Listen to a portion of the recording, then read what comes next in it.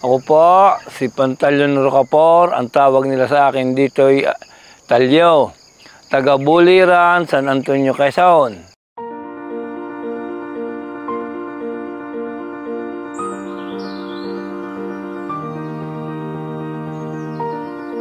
Edad po ay 59.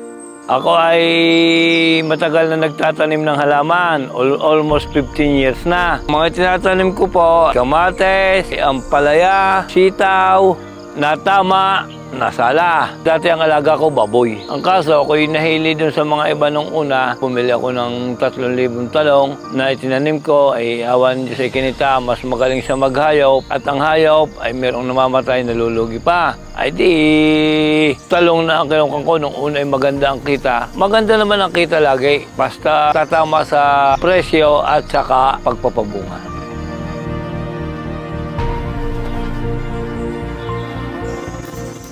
Nung kami nagtanim noon ay magandang presyo at ang kuha sa amin ay 100, 120 ang kilo. Ang problema, wala naman masyadong bunga at nabagyo ni Christine. Ngayon naman ay maganda ang bunga at ako po'y nananawagan sa mga customer ng Suki Grocer na tangkilikin ang kanilang produkto at iyan po'y mga dekalidad. Sa tuwing kayo po'y bibili ng kamatis sa Suki Grocer, para na po din kayong bumili ng kamatis sa amin.